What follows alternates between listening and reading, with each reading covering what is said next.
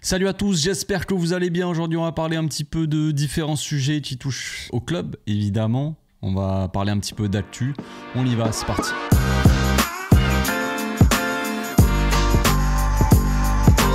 Au passage, n'hésite pas à nous rejoindre si c'est pas encore fait et à partager la chaîne autour de toi, ça fera plaisir à tonton. Avant de démarrer cette vidéo, je tiens à vous remercier tous. On est 70 000 sur la chaîne. Je vous ai remercié sur les réseaux, sur Instagram. J'ai fait un petit post YouTube, mais je l'ai pas fait en vidéo. Donc je tenais à le faire évidemment, à remercier tout le monde de me donner de la force au quotidien, d'être nombreux à regarder les vidéos, à les partager, à commenter pour ceux qui le font. Mais bref, en tout cas, chacun à sa manière, chacun à son niveau me donne de la force et ça me fait énormément plaisir, évidemment. C'est une étape, encore une fois, qui a été franchie, on va dire, atteinte. Un objectif de plus, 70 000, ça fait beaucoup.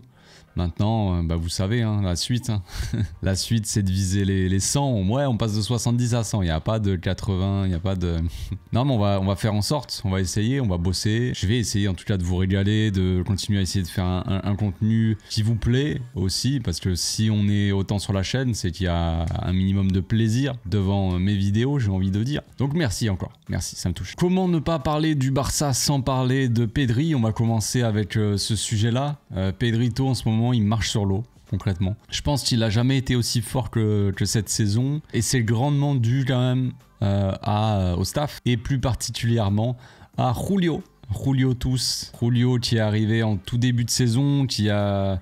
Alors si mes souvenirs sont bons, parce que c'est un peu mélangé avec toute cette période-là où il y a eu quand même beaucoup d'histoires avec le Barça, comme d'habitude, vous allez me dire. Mais à la fin de la saison dernière, c'était déjà prévu que Julio il débarque au club, même quand Xavi était censé rester, c'était, je crois, une demande de Laporta. En tout cas, de la direction plutôt qui avait, je crois, qui avait eu cette histoire-là à l'époque, qui avait plus ou moins imposé ok Xavi tu restes, mais il y a Julio qui va débarquer pour aider et intégrer le staff. Il y avait Julio et un autre gars, je crois. Donc malheureusement, bon, Xavi n'a pas pu en profiter. C'est notre nouveau coach qui en bénéficie et surtout les joueurs évidemment qui peuvent nous régaler. Et quand je parle des joueurs, je parle évidemment de Pedrito. Il y avait un truc qui était sorti, c'était qu'ils avaient fait un prélèvement de genre de ses fibres musculaires, je sais pas quoi, à Pedri. Il avait envoyé dans des laboratoires aux États-Unis. C'est un film de science-fiction. C'est la prochaine série Netflix, c'est ça. Donc ils avaient regardé dans ces laboratoires-là, ils avaient regardé comment bien préparer Pedri pour qu'il arrête, on va dire, les blessures. En tout cas, qu'il se blesse le moins possible, évidemment. Donc je crois que ce qu'ils avaient vu, c'était que en fait Pedri devait jouer quand même assez souvent et les seules fois où vraiment il se reposait, des fois ça arrivait où il se reposait 1 ou 2 jours. Et c'est en fait le fait de se reposer et de revenir, de se réentraîner, se reposer, tout ça, d'enchaîner comme ça, c'est ça qui lui provoquait un petit peu des blessures. Donc il faut qu'il soit constamment, qu'il joue assez souvent finalement et qu'il n'y ait pas forcément beaucoup de repos, on va dire, pour Pedri. En tout cas, du repos, on s'entend. Il peut y avoir du repos, mais quand même un petit peu d'activité, des choses dans le genre. Après, je sais pas, je suis pas avec lui au quotidien, je peux pas vous dire. Donc la différence, elle est assez flagrante en termes de temps de jeu déjà. Pedri, pour le moment, à l'instant T, on a passé la moitié de la saison, on va dire,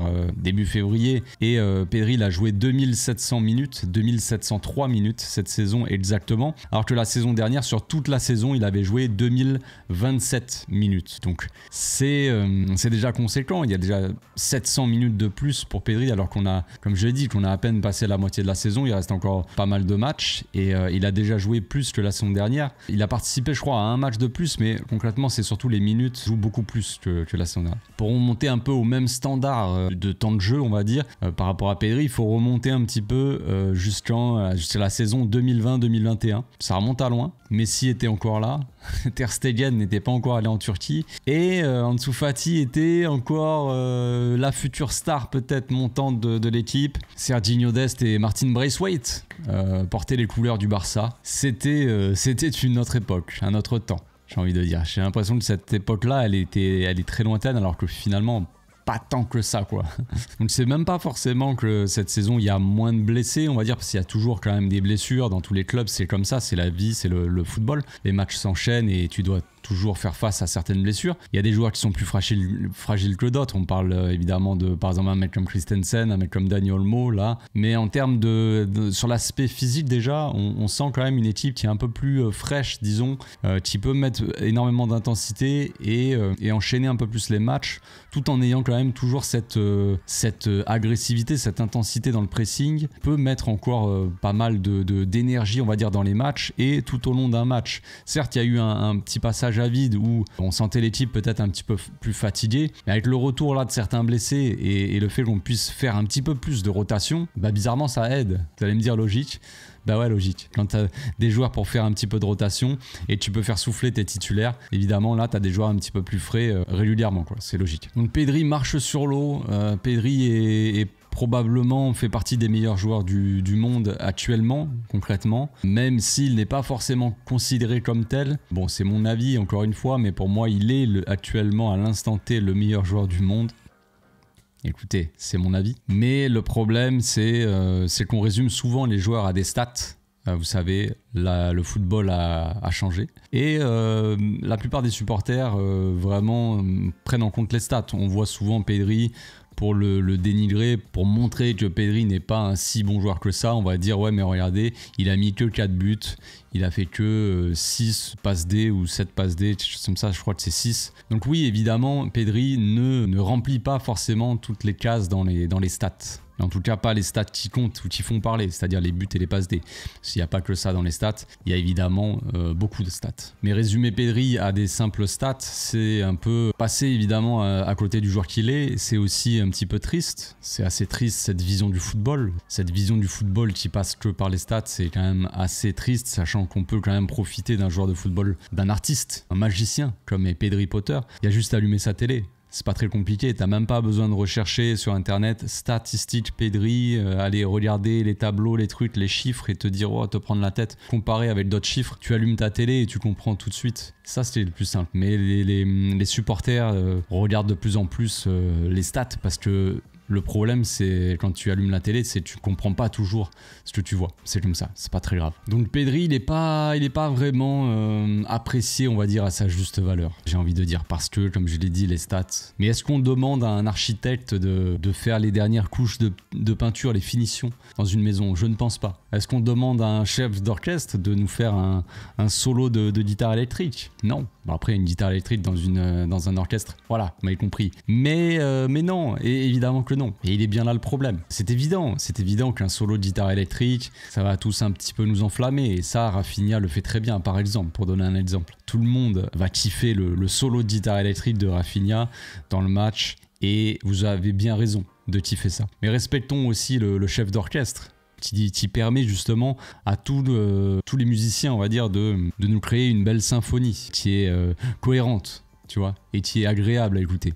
Si le chef d'orchestre n'est pas là, eh ben ça va être un petit peu le bordel et la symphonie elle va être un petit peu moins harmonieuse. Donc respectons un petit peu ça aussi. En parlant de stats, je vais vous afficher un petit peu des stats de Pedri. Petit graphique en fait, un peu de tout en fait. C'est les duels gagnés, duels aériens, les tirs, les buts, les dribbles, un petit peu de tout, les courses progressives, les actions, les interceptions. Donc le graphique qui montre Pedri donc en rouge, avec le graphique bleu qui représente milieu médian, donc c'est à peu près en moyenne un milieu des 5 grands championnats. Donc concrètement, ce qu'on voit de Pedri, c'est qu'il est quand même largement au-dessus de la moyenne en termes de quasiment tout. Évidemment, les duels aériens disputés et les duels aériens gagnés, il est bien en dessous, parce que c'est pas forcément sa spécialité non plus. Mais dans les duels défensifs gagnés, ça, c'est quelque chose qu'on sous-estime pas mal de Pedri, mais il récupère énormément de ballons. C'est un des joueurs qui récupère le plus de ballons cette saison. C'est un des joueurs qui dribble le plus, c'est un des joueurs qui crée le plus d'occasions aussi, qui fait énormément de passes, tout ça. Mais ces stats-là que je viens de vous montrer, elles ne rentrent pas dans les buts et les passes D, les stats classiques, on va dire. Donc forcément, c'est des stats qu'on ne prend pas forcément en compte. Mais comme je l'ai dit, s'arrêter aux stats, ça serait un petit peu trop réducteur. Parce que Pedri, c'est aussi le gars qui te fait jouer en fait ton équipe. Et si ton équipe, elle joue de cette manière-là, c'est aussi parce que Pedri est sur le terrain. Et tu te dis, l'équipe elle joue bien, mais tu sais pas vraiment pourquoi. C'est le gars qui fait que ton équipe elle joue bien sans forcément que lui, on va dire, brille. C'est lui qui fait briller les autres. C'est ça qui est un petit peu triste aussi dans l'histoire, c'est que c'est souvent les joueurs comme ça qui font partie des joueurs les plus importants de ton équipe, qui font briller les autres, qui ne brillent jamais et qui ne gagnent probablement peut-être jamais de ballon d'or aussi. Même si, exception faite, Rodri il a gagné le dernier ballon d'or. On va parler maintenant d'Ansu Fati, le cas Ansu Fati qui fait quand même toujours beaucoup parler à Barcelone. Peut-être parce que au fond de nous il reste peut-être un espoir. Je ne sais pas. Peut-être parce qu'un enfant de la Masia n'est jamais vraiment oublié dans notre cœur. Mais cette saison, c'est un petit peu plus compliqué pour Ansu. C'est vrai que les dernières saisons, c'était assez compliqué, mais il avait au moins du temps de jeu. Si c'était pas forcément fameux, et évidemment, mais il avait de quoi jouer quelques minutes. Là, cette saison, c'est un peu plus complexe. C'est vrai qu'il y en avait beaucoup qui pensaient que la situation d'Ansu allait changer avec le nouveau coach, Hansi Flick, qui allait, je sais pas, peut-être le faire jouer, tout ça. Et au final, oui, la situation, elle a changé et il ne joue plus du tout. Donc forcément, on a de quoi se poser quelques questions. Pourquoi? Est-ce que c'est physique? Est-ce que c'est mental? Est-ce qu'il n'est pas motivé? Est-ce qu'à l'entraînement, il ne montre pas de bonnes choses?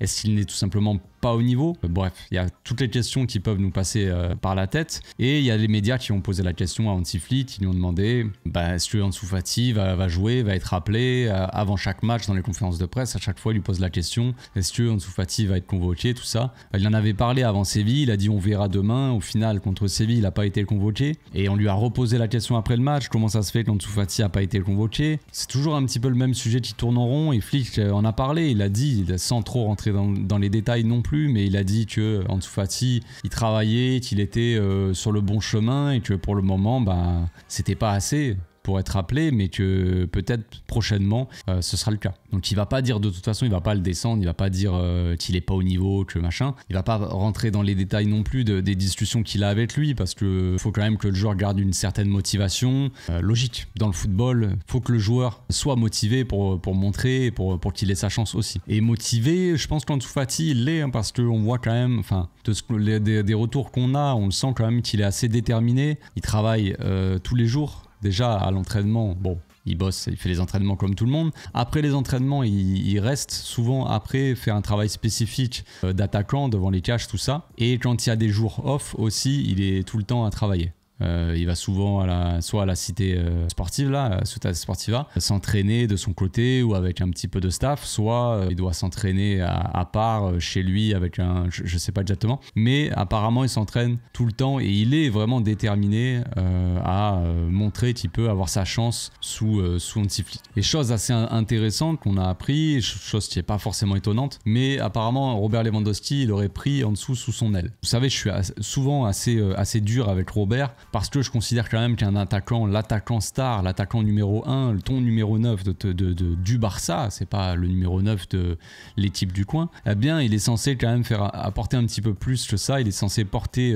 ton équipe, voilà, il est censé faire mieux que ce qu'il fait actuellement, donc je considère quand même que ce n'est pas assez pour le Barça en tout cas. Et ce qu'on peut pas enlever à Lewandowski, c'est quand même son implication au club depuis qu'il est arrivé déjà. Il a toujours été proche, on va dire, des jeunes, que ce soit de la Masia ou pas, mais en tout cas des jeunes qui démarrent dans l'équipe, tout ça. Il a souvent été un petit peu, il a pris ce rôle-là en fait de guide, on va dire, de leader comme ça. On l'a vu avec Gavi par exemple, où il y a une relation assez forte entre Gavi et Lewandowski. On voit souvent quand ils célèbrent les buts, tout ça, on voit qu'ils sont proches. Et Lewandowski, je crois qu'il avait déjà essayé avec Ansu Fati d'être un peu, de lui donner des conseils, tout ça, de le guider, même si le niveau de Robert actuellement il n'est pas exceptionnel, ça reste un grand attaquant et un attaquant qui a de l'expérience, donc forcément tout conseil est bon à prendre pour Ansu Fati. Et ouais, ça il faut le souligner aussi, Lewandowski c'est un mec qui est impliqué à 100% dans le club et ça n'a pas de prix. Ça n'a pas de prix d'avoir un mec comme ça qui s'implique et qui essaie d'aider le club entier, on va dire, au final, avec son expérience. Parce que forcément il va essayer d'aider l'équipe pour marquer des buts et tout ça, pour faire en sorte que le Barça réussisse sa saison, que lui réussisse sa saison aussi. Mais à côté, il n'est pas obligé en soi d'être impliqué autant avec des jeunes joueurs, de rester avec eux pour travailler, pour leur donner des conseils. C'est pas une obligation. Et pourtant il le fait et ça il faut quand même l'applaudir. Donc est-ce que ça changera quelque chose pour Ansu Fati? Je sais pas, mais bon, à quoi bon jouer au football si tu n'essaies pas déjà? Il faut au moins essayer, montrer que tu es motivé. Et comme je l'ai dit, Flick il est en train de voir que Ansu Fati il bosse et peut-être qu'il aura sa chance. Puis après, on verra. Est-ce que Ansu Fati retrouvera son niveau? Franchement, je l'ai déjà dit et je ne pense pas que ça arrivera, malheureusement pour lui, malheureusement pour nous. Mais il faut au moins essayer. C'est la moindre des choses. Et puis après, on verra, qui sait. Il y aura peut-être un miracle. On passe maintenant à Rafinha. Si on dit que Pedri marche sur l'eau, que dire de Rafinha? Si on devait parler de Rafinha, on dirait plutôt qui court parce qu'il s'arrête jamais de courir. Rafinha qui est devenu un joueur clé hein, sous Flick. Il avait déjà un petit peu démarré cette sorte de transition, cette importance, le début de... C'était un peu le début la saison dernière, on l'a vu surtout au niveau du match contre le PSG. Vous savez, le match aller où il avait été décisif, même le match retour où il avait montré de belles choses quand même. Et à partir de ce moment-là, on a senti un Rafinha il y avait une sorte de déclic. On a senti ça. Et là, cette saison, c'est la libération totale, c'est l'envol de je sais pas, de l'oiseau. Mais en tout cas, Rafinha est sur un nuage cette saison. Statistiquement, bon, c'est très très fort, hein, il marque énormément de buts, tout ça. Dans sa mentalité, c'est peut-être un des joueurs dans le style, dans le profil, qui va se rapprocher un petit peu plus aussi d'Hansi Flick, en termes déjà de jeu, de façon de jouer, on va dire, de mettre cette intensité, cette agressivité, constamment attaquer, tout ça, ne jamais lâcher l'affaire. Et puis la question de mentalité aussi. C'est un joueur qui ressemble quand même pas mal à son coach, j'ai l'impression. Donc évidemment, la venue d'Hansi Flick, je pense qu'elle est très bénéfique aussi pour Rafinha. Il a toujours montré une grosse mentalité, Rafinha, depuis qu'il est arrivé au club. Je le sentais toujours quand même qu'il était déterminé à gagner, déterminé à faire de belles choses. Maintenant, elle paraît loin à l'époque où on se demandait si Rafinha était brésilien, alors qu'au final, elle paraît loin, mais elle n'est pas si loin de ça à cette époque-là. Encore il y a peut-être un an, on se posait des questions. On se demandait, est-ce que Rafinha n'est pas plutôt pakistanais? Il y avait ces vannes-là. Alors on a tous bien rigolé, moi-même, je l'avoue. Je n'ai rien à cacher, tout est sur ma chaîne. Mais c'est vrai qu'il fut un temps où on se posait des questions et je pense que la plupart de nous, supporters du Barça, si on nous avait dit on vous offre tant de millions pour Rafinha, eh bien beaucoup d'entre nous auraient dit oui, auraient vendu. Et ça, c'était il n'y a pas si longtemps que ça. Hein. Et pourtant, maintenant, c'est devenu un joueur clé de cette attaque, au même titre qu'un Lamine Yamal, qu'un Pedri, qu'un Koubarsi aussi en défense. Mais c'est vraiment un joueur clé, le joueur clé de cette saison. Il est indispensable. Et non seulement il est indispensable sur le terrain en tant que joueur, on va dire, de ce qu'il apporte dans le jeu, mais aussi son importance au sein du vestiaire. On l'a vu cette saison, il a pris le brassard de capitaine en l'absence de Jong, de Ronald Araujo aussi, et de Ter Stegen qui était blessé en début de saison. C'est lui qui avait le brassard et c'est lui qui a porté aussi cette équipe mentalement, en tout cas dans l'esprit, quoi, j'ai envie de dire, dans la détermination. C'est lui aussi qui était là pour rebooster et c'est lui qui met toute cette énergie. Et cette énergie-là, elle n'est pas quantifiable dans les stats, encore une fois. À l'image de ce qu'on a dit avec Pedri tout à l'heure, de ce chef d'orchestre, Rafinha, c'est la pile, la batterie, la recharge de batterie de toute l'équipe. L'énergie qu'il met sur le terrain et qu'il met dans les vestiaires, elle n'est pas forcément quantifiable dans des stats, tu vois. Et pourtant, elle est fondamentale à cette équipe. Parce qu'un joueur comme ça, aussi déterminé, avec une énergie aussi puissante, aussi immense, quoi, eh ben c'est aussi vital pour une équipe ça, et ça te rebooste aussi un vestiaire. Si la phrase le premier attaquant c'est le défenseur représente plutôt bien Koubarsi, la phrase le meilleur défenseur c'est l'attaquant, elle représente assez bien Rafinha, quoi. C'est un joueur aussi, à l'image de ce qu'on a dit pour les stats, mais c'est un joueur qui met un pressing monstre, qui n'arrête jamais de courir, qui n'arrête jamais de courir des kilomètres et de presser, tout ça, d'être agressif. On l'a vu contre Séville ce week-end, à l'image d'un Pedri aussi qui s'est dédoublé pour mettre le pressing au milieu. On avait un Rafinha qui s'est dédoublé aussi en attaque quand on est passé à 10 pour presser. Il pressait pour 2 joueurs. Donc les joueurs comme ça qui se dépassent et qui sont au service de l'équipe, ça n'a pas de prix. Tout simplement. Donc évidemment, je parle de Rafinha parce que, bon, non seulement il est monstrueux, mais en plus de ça, ça parle d'une prolongation pour le joueur, ce qui est quand même assez mérité au vu de sa saison. Il a un contrat qui court jusqu'en 2027, mais ça parle d'une prolongation de 2 ans potentielle. En 2027, il aura 30 ans. Donc ils veulent le prolonger au moins de 2 ans. Donc on verra pour la prolongation. Je pense pas que ce soit la priorité des priorités à l'instant T, puisqu'on a encore un petit peu de temps. On est qu'en 2025, mais c'est une prolongation, c'est aussi un message pour le joueur, pour lui dire vraiment tu es important pour nous. Et puis c'est pour le récompenser aussi, j'imagine, de ce qu'il donne pour cette équipe. Et c'est assez mérité. Après les épreuves qu'il a vécues aussi, s'il y a eu des moments où il était pas bien mentalement quand il est arrivé au club, il y a eu des épreuves un peu difficiles où il a été beaucoup critiqué. Lui-même n'était pas forcément au niveau de toute façon. façon, on va pas se mentir les gars. Au début, quand il a démarré, Rafinha, c'était loin d'être le Rafinha d'aujourd'hui. Et tout ce qui lui arrive aujourd'hui, tout simplement, il le mérite. Il est allé le chercher surtout. On lui a pas donné, on lui a rien donné à Rafinha. Il a toujours travaillé. Ça, c'est vraiment un truc qu'on peut pas lui enlever. Et moi, personnellement, même si j'avais des doutes concernant son niveau footballistique, sa détermination, sa mentalité, ça, j'ai jamais rien eu à dire dessus. Parce que c'est un joueur qui a toujours montré un bel esprit de compétition, on va dire. Donc bravo à lui. On va finir cette vidéo avec en parlant d'une certaine époque, l'époque de la MSN. Il fut un temps le Barça, oui, se régaler. Tous les week-ends, on voyait un petit Argentin, la Pulga. On voyait un Uruguayen aussi, un Uruguayen un peu foufou dans sa tête, et un jeune Brésilien qui nous régalait, qui nous mettait des buts à l'appel tous les week-ends. C'était la belle époque. Quelques années ont passé et un nouveau Brésilien est arrivé. C'est pas du tout le même style que Neymar, rien à voir, mais Brésilien quand même. Un Polonais aussi, plus proche de la retraite qu'autre chose, et une jeune pépite de la Masia, qui a pour idole d'ailleurs Neymar au passage. Ouais, les années ont passé, les joueurs ne sont pas les mêmes, et pourtant le Barça là actuellement est sur une saison quand même assez record en termes de buts, même si pour le moment, selon les stats, je pense qu'on ne dépassera pas, on n'arrivera pas, en tout cas cette attaque là, c'est pas la MSN mais c'est la LLR, alors c'est très moche comme ça, c'est moins vendeur je trouve. Ça manque déjà en termes de prononciation, déjà l'LRR c'est un peu plus compliqué tu vois. MSN c'est plus simple. Mais oui, on se rapproche un petit peu de ces stats là, même si je pense que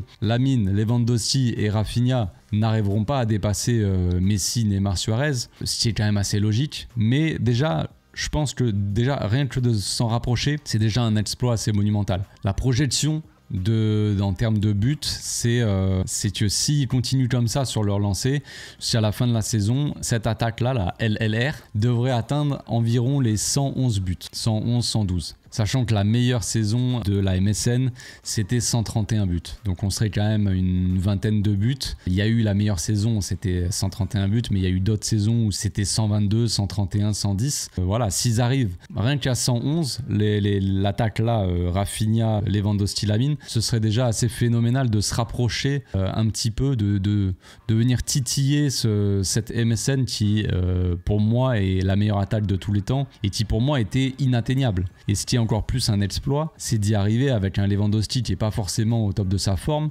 un Rafinha certes à son prime mais qui vient à peine d'être vraiment à son prime, tu vois, il est sur une bonne saison, et un Lamine Yamal qui entame à peine sa deuxième saison professionnelle. À l'époque, Messi était, je sais pas si on peut dire qu'il était à son prime, parce que Messi a été à son prime pendant longtemps et il a eu différents primes, mais voilà, Suarez peut-être était à son prime, ou en tout cas juste après peut-être, Liverpool était très fort, et Neymar était jeune mais il était déjà très très fort. Et puis il était moins jeune que Lamine Yamal actuellement. Donc c'est pas forcément comparable. Mais pourtant, ils arrivent quand même à se rapprocher de cet exploit-là. Donc c'est dire à quel point l'exploit est phénoménal et à quel point cette saison-là, elle est à part. Et comme je l'ai dit, hein, c'est grandement dû aussi à l'arrivée d'Hansi Flick. Redresser cette équipe, sachant que, comme je l'ai dit, encore une fois, on en a déjà parlé, mais la saison dernière, on a un Barça quand même très différent, on va dire, en termes d'efficacité et tout ça. Et là, cette saison, avec plus ou moins les mêmes joueurs quasiment, le coach arrive à faire de la magie. Et ça, c'est exceptionnel. Je vais vous afficher un petit graphique, d'ailleurs, pour comparer un peu le Barça de cette saison et le Barça de la saison dernière. Quand on regarde, il y a une grosse différence en termes surtout de contre-attaque. En termes de buts, c'est un peu différent, mais je sais pas, je pense que les stats, évidemment, sont pas complètes parce que la saison dernière, tout simplement, c'est toute la saison. Et là, cette saison, on n'a pas encore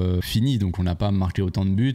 Donc je pense que la différence sera encore plus grande en termes de buts. Mais on a quand même une équipe assez similaire en termes de possession, d'attaque, de défense, physique, pressing, tout ça. Il n'y a pas une très grosse différence à l'instant T. Mais là où il y a une très grosse différence, c'est dans les contre-attaques. On a un Barça cette saison qui est beaucoup plus dangereux, on va dire, en contre-attaque, et en tout cas qui en produit beaucoup plus. Et c'est ça aussi la grosse différence de ce Barça de cette saison, c'est qu'on n'hésite pas à jouer les contre-attaques. Et c'est pour ça on parle un peu de MSN, tout ça, mais c'est vrai que c'est ce qui arrivait très souvent quand on voyait le Barça partir en contre-attaque avec des Messi, des Neymar et des Suarez. Il y avait cette équipe un peu du Barça qui laissait ces trois attaquants jouer, on va dire, faites-vous plaisir, tu vois. Et des fois ça partait en contre-attaque et ça marquait des buts comme ça, sans forcément construire par le milieu. Et c'est un peu ce qu'on a là avec, enfin pas totalement évidemment, mais disons qu'on a un mélange un petit peu des deux. certes on a de la possession, tout ça. Je dis pas que aussi quand il y avait la MSN, Luis Enrique, il n'y avait pas de possession, c'est totalement faux, hein, mais je dis qu'on n'hésitait pas à jouer des contre-attaques. C'est quand même ce qui était assez rare ces dernières saisons où tu avais l'impression que tu n'avais pas forcément de joueurs de contre-attaque déjà, ou en tout cas que tu n'avais pas les types, elles voulaient pas forcément les jouer les contre-attaques, ou elles pouvaient pas forcément. Et là cette saison, il y a vraiment une grosse différence dans ce domaine-là, et on voit un Barça qui peut être beaucoup plus dangereux dans plus de domaines. C'est une arme de plus, disons, pour ce Barça-là. Voilà, c'est tout pour cette vidéo, j'espère que ça vous a plu, j'ai un petit peu fait le tour, je suis parti un petit peu dans tous les sens, mais voilà. On se retrouve bientôt pour une nouvelle vidéo, d'ici là, portez-vous bien, passez une excellente journée. Ciao.